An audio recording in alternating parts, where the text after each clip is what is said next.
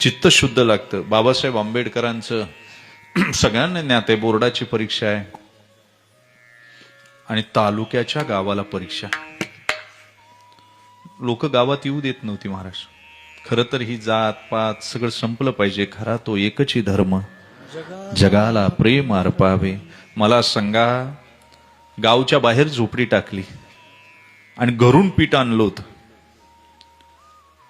एक दगड, त्याच्यावर चटणी वाटायची आणि एकच भाकरी करायची. रामजीव आमचे भीमराव खायचे. पेपर चांगला लिहि बरं बाळा. गालाचा मुका घ्यायचा, पोरग लिहून यायचं.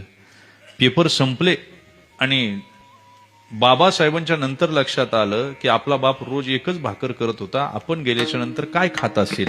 म्हणून विचारलं, बाबा तुम्ही कधी जेवत होता?